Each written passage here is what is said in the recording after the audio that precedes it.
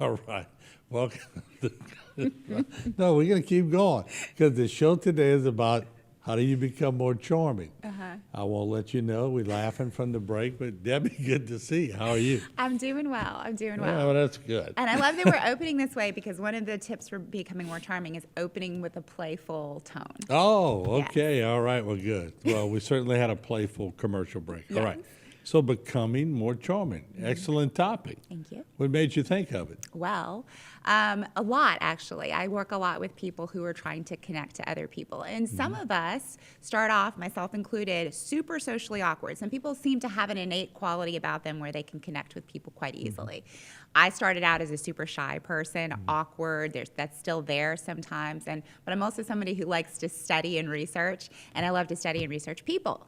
So for anyone out there who has a tough time connecting to people, impressing people, charming people, this science may help you.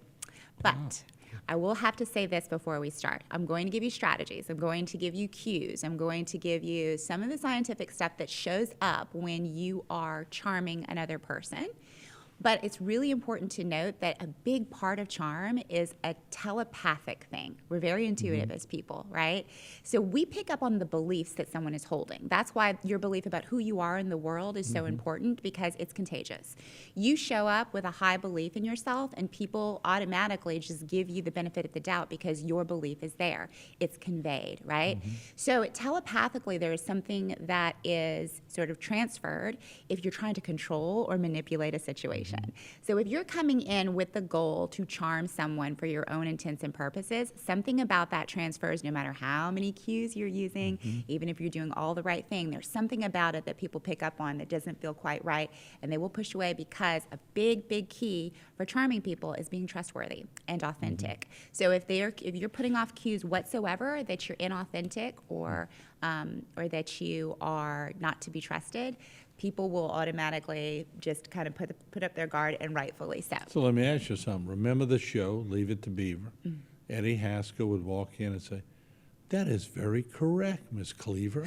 You are so correct." Yes. Can you overcharm? You can definitely overcharm, and I would say that in real life situation, and Eddie Haskell, even the mom knows that there is something about that that's inauthentic, right? There's something about, we do pick up on this. We might, placate somebody who shows up that way, but underneath it all, when someone is trying to manipulate situations with their charm and their we get it, and it's very off-putting for us. Yeah, but isn't it funny in its own way? It is. We grow up, look, trust me, we knew all the ones like that in our class. Yeah. And we hung around them just so we could get laughs. Exactly. Because we wanted to see how they would one-up their game. Exactly. And so sometimes if you're using humor, because humor is a big charming thing, if you're using it from an intention of humor, like I'm putting on, and you guys know what I'm doing here, that's a very different thing than actually trying to manipulate someone into something when in reality, there is something else going on underneath.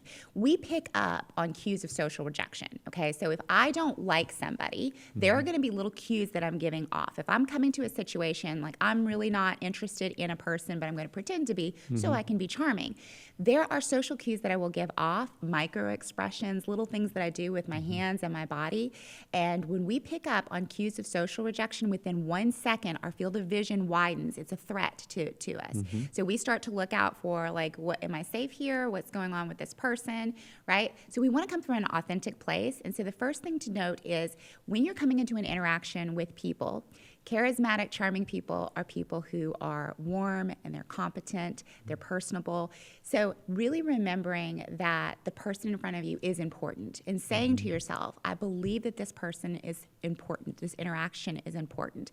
And actually coming from that place will convey telepathically that you're there, and it will signal power, presence, warmth, all of that leads to a feeling of you being charismatic. I guess the ultimate goal, it's okay to be around Eddie Haskell, but you don't want to be around Jeffrey Epstein. Right. For sure. Two levels of charm, but different engaged. Yes, and pay attention to that. If you're on the receiving end of it, you can always trust those feelings on the inside when you're engaging with someone. But when you're coming from a good place, then there are other cues that you may need to know anyway, just because sometimes our social cues can be off-putting to someone by accident or can convey something that we're not intending. So, for example, we've talked before about smiling and nodding. These are open gestures that say, I'm non-threatening, and people like them. Do them too much, though, and they can signal being submissive, right? Or they can signal flirting. So you have to be very, very careful, for example, in professional situations, that you're not, yeah, you know, like smiling and nodding too much can come across in an unintended manner. Touching is another one. Vanessa Van Edwards, who is my favorite behavioral specialist, she studies human beings. She talks about how, in general, it's good to have a rule of reciprocal touch only, simply because a lot of people have trauma associated with touch. Some people don't like to be hugged. In Louisiana, that's very hard for us. I'm a hugger. I think maybe you are too, right? We naturally want to touch. But when you stay with reciprocal touch, that is the safest way to go. And reciprocal touch means that if the other person gives you bids, so like maybe they do a hand hug, you can actually reciprocate by touching that same hand or coming in for your own hand hug and being very respectful about it. When I shake hands sometimes on the shoulder, Yeah. I tap twice. And I also tell you, we have a friend. All my friends watching will know who we're talking about, but sometimes when he would hug females, he would just tap them a little lower. And we told him one day, dude, You gotta be you careful. tapping him. He goes, no, I'm not. Subconsciously, he was just doing it. Yeah. But you gotta what there is a zone. Absolutely. Yeah. And so this is where we were talking about there are certain cues that for some people, like hugging, right? If someone hugs me, I'm like, I'm all about it. Like, let's bring it in. Some cues, though, for some people actually are off-putting, so you have to be very, very careful. This is where understanding the science is really important. Patting is one of those things. So for a lot of people, patting signals that they're the submissive. So you can think about patting a dog or patting a child on the head, like a good little one, right? For some people, that feels really, really off. There are other things that people try to do to connect that actually end up going the opposite direction, right? So if you're just meeting somebody, for example, and you want to create rapport and you want to connect, do not do negging. You know, negging where you're kind of like, you and your friends do this with each other because you know each other, there's a familiarity. So you kind of like roast each other, you make fun of each other. We do it all the time. Yes, okay. So, but if you're just coming into an interaction with somebody that you don't know that well and you're trying to establish rapport, negging is not the way to go because you don't know if that's actually going to be offensive. And negging is like, making fun of somebody, kind of putting them down, but in a friendly, joking way. Some people can take that the opposite way of what's intended, and they may not even have that kind of relationship established with their closest people. Like there be maybe nobody in their life that puts them down, so they're not taking it the proper way. Yeah, I think our group gets that. We leave it inside the fence. Exactly.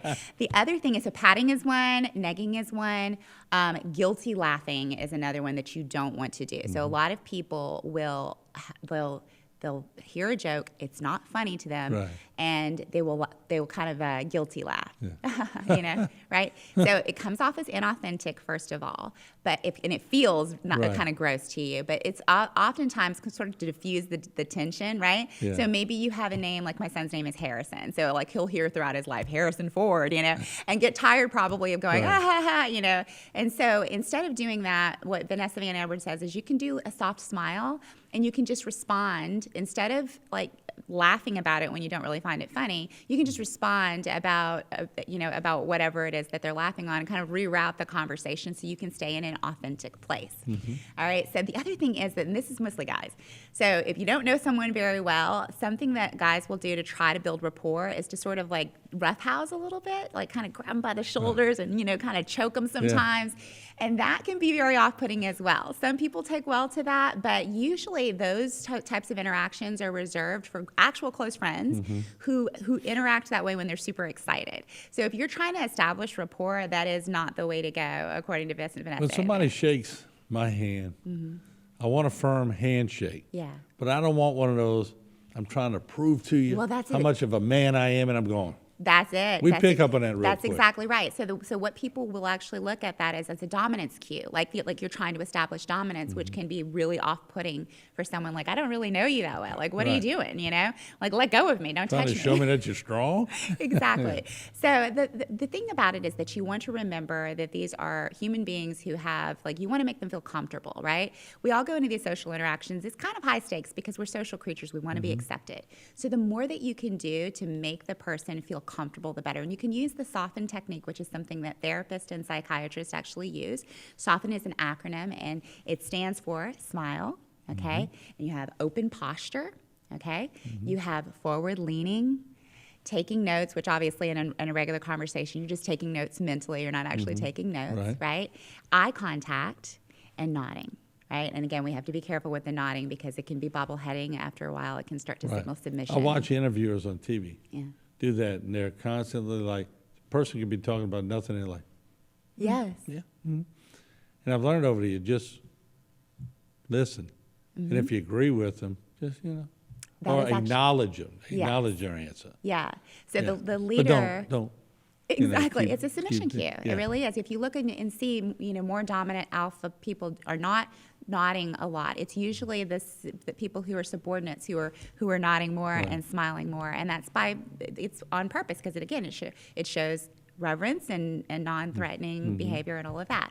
The other thing to remember is what Hugh Jackman refers to as the 85% rule. So A-list A athletes will actually, if you tell them to run at their highest, run at 85% of their fastest speed, will actually end up beating and outperforming if their speed if you said to run at 100%. And that's because of relaxation and technique that comes into play with 85%. So sort of softening it for yourself, reframing before going into a social interaction. You know what? I'm here to have fun. I'm going to relax a little bit. It's not that serious of a tone.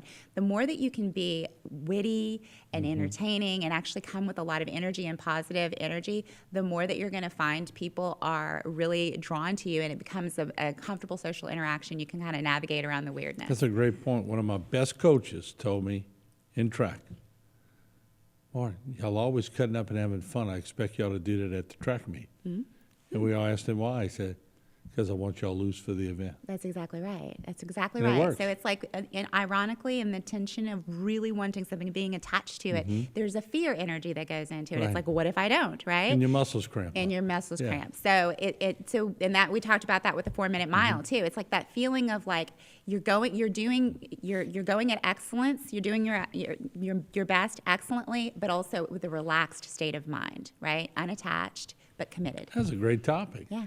Thanks. What are we talking about next week? I'm not sure. Not sure yet. All right, so we're going to be back with another topic. I don't know what it is, but I'm sure it's going to be very charming. We'll take a break. We'll be right back. Don't go away.